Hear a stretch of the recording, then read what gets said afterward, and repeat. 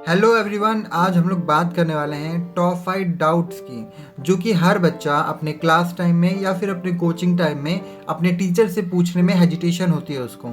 ठीक है, तो इसलिए हम उन सारे डाउट्स को जो कि आपके मन में आते हैं करंट इलेक्ट्रिसिटी चैप्टर को लेकर, जो कि क्लास 12th फिजिक्स का है, ठीक है, तो इसको लेकर जितने भी डाउट हो सकते हैं हम सारे यहाँ पर सॉल्व करेंगे।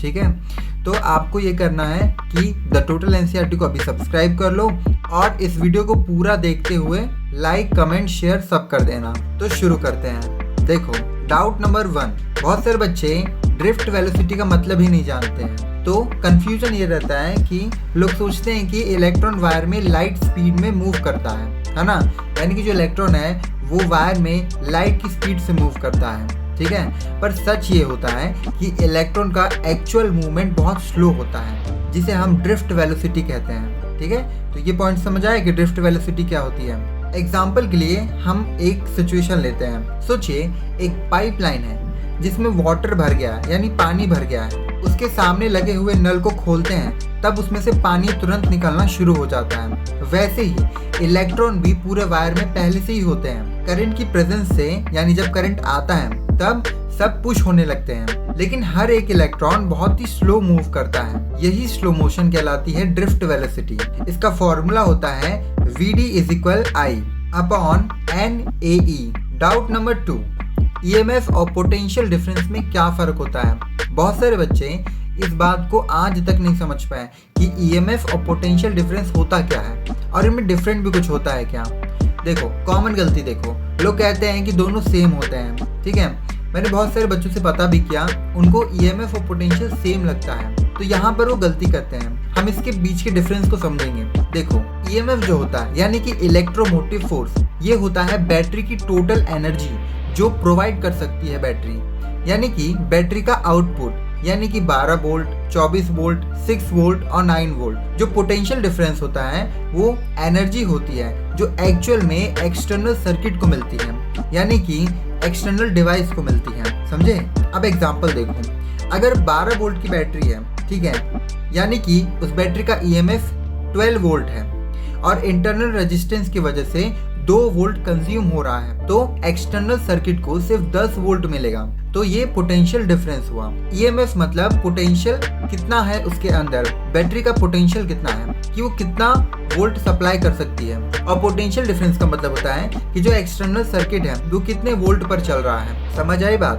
अब देखो, अब एक फॉर्मूला भी लिख लो। फॉर्मूला है V = E - IR, जहाँ पर जो R है वो इंटरनल रेजिस्टेंस है। उसके बाद डाउट नंबर 3, इंटरनल रेजिस्टेंस कैसे आता है न्यूमेरिकल्स में। ये बहुत सारे बच्चे क्वेश्चन पूछते हैं। बच्चों को कंफ्यूजन रहता है कि स्टूडेंट समझते ही नहीं है कि इंटरनल रेजिस्टेंस का फॉर्मूला कब अप्लाई करना है और कहाँ अप्लाई करना है। तो इसका सिंपल रूल समझो, जब भी बैटरी के अंदर का रेजिस्टेंस दिया हो, यानी क्वेश्चन में बैटरी के अंदर के रेजिस्टेंस दिया हो, या जब बैटरी के टर्मिनल पर V > E हो, ठीक है, तो इंटरनल रेजिस्टेंस वहां पर यूज करना है आपको।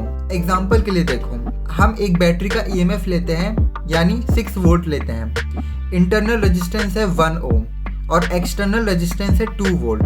तो टोटल रेजिस्टेंस = 1 + 2 मतलब 3 ओम हो गया, यानी 3 ओम। करंट जो I था वो 6/3 = 2 एम्पियर का करंट हो गया। उसके बाद वोल्टेज अक्रॉस एक्सटर्नल, ये हुआ IR = 2 × 2 = 4 वोल्ट। तो आप ऐसे पता कर सकते हैं कि जो न्यूमेरिकल है वो कहाँ पर यूज होगा इंटरनल रेजिस्टेंस का। ठीक है।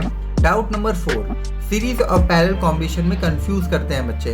बच्चों की गलती ये होती है कि जो बच्चे होते हैं वो रेजिस्टेंस का रॉन्ग फॉर्मूला लगा देते हैं क्वेश्चन में। तो समझो, जो सीरीज होता है उसमें टोटल रेजिस्टेंस ऐसे कैलकुलेट करते हैं, यानी R1 + R2 + R3। Current same रहता है और वोल्टेज डिवाइड हो जाता है। और जो पैरेलल होता है उसमें ऐसे कैलकुलेट किया जाता है, 1/R = 1/R1 + 1/R2 + 1/R3 और सो ऑन। इसमें वोल्टेज सेम रहता है, करंट डिवाइड हो जाता है। ये सारी चीज़ें आपको अच्छे से पता होनी चाहिए और इतनी डिटेल चीज़ें आपको कोई और नहीं बताने वाला है, ठीक है। तो अभी द टोटल एनसीईआरटी को सब्सक्राइब कर लो, क्योंकि यहाँ पर रोज़ एक के बाद एक अमेजिंग वीडियो अपलोड हो रही है सिर्फ आप लोगों के लिए। तो इसको सब्सक्राइब करो, ज़्यादा से ज़्यादा शेयर करो और लाइक कमेंट करके ज़रूर बताओ कि आपका कौन सा डाउट है और ये आपको वीडियो कैसा लग रहा है। एग्जाम्पल देखो, इसके लिए हम एग्जाम्पल लेते हैं सीरीज का, यानी कि अगर 2 ओम और 4 ओम दिया हो सीरीज में तो इसका टोटल हो गया 6 ओम, ठीक है, यानी डायरेक्ट प्लस कर देना है। और पैरेलल में अगर 2 ओम और 4 ओम दिया हो तो उसके लिए हम यहाँ पे लिखेंगे ब्रैकेट में 2 × 4 अपॉन 2 + 4। इसको अगर हम सॉल्व करते हैं तो इसका आंसर निकलता है 1.33 ओम। इसकी शॉर्टकट याद रखो, पैरेलल का टोटल रेजिस्टेंस हमेशा कम होता है, यानी लोएस्ट से भी, ठीक है, लोएस्ट से भी कम होता है। डाउट नंबर 5, जो किरचॉफ लॉ होता है उसको अप्लाई कैसे करना है और कहाँ पर इसकी जरूरत पड़ती है। सबसे ज्यादा डर यही होता है बच्चों को, यानी किरचॉफ लॉ, जिसको हम लिखते हैं KCL। इसको लगाना कहाँ है? किसी भी जंक्शन पे incoming current is equal outgoing current, ये होता है किरचॉफ लॉ का फॉर्मूला। ये हमने करंट के लिए पढ़ा। अब वोल्टेज के लिए देखो, किसी भी क्लोज्ड लूप में total EMF is equal total voltage drops, ये होता है वोल्टेज के लिए, यानी KVL के लिए, किरचॉफ वोल्टेज लॉ के लिए। एग्जाम्पल के लिए क्वेश्चन देखो, एक मैश में 2 लूप्स हैं, बैटरी और 3 रजिस्टर्स हैं। आपको KVL लगाना है, करंट निकालना है, ठीक है, यानी KVL लगा के करंट को निकालना है। अगर प्रैक्टिस करोगे तो ये क्वेश्चन आपको बहुत अच्छा बन जाएगा। और ये स्कोरिंग क्वेश्चंस है तो इन सबको प्रैक्टिस करते रहना। और अगर आप डिमांड करो तो मैं आपको एग्जैक्टली जो पेपर में आने वाले हैं क्वेश्चन वैसे ही सेम टू सेम बनाकर दे दूंगा। तो बस कमेंट करना है और सब्सक्राइब करना है। ये हो गया आपके 5 डाउट क्लियर, ठीक है, करंट इलेक्ट्रिसिटी चैप्टर के, जो कि हर बच्चा इन्हीं सब डाउट में फंसा हुआ रहता है। आपको बस करना है द टोटल एनसीईआरटी को सब्सक्राइब, कमेंट करके ज़रूर बताना कि ये वीडियो कैसा लगा। मैं मिलता हूँ आपसे अगले वीडियो में, तब तक के लिए आप वेट कीजिए। द टोटल एनसीईआरटी पर कल एक और नया वीडियो आने वाला है, ठीक है। मैं मिलता हूँ अगले वीडियो में, तब तक के लिए इस चैनल पर बने रहिए।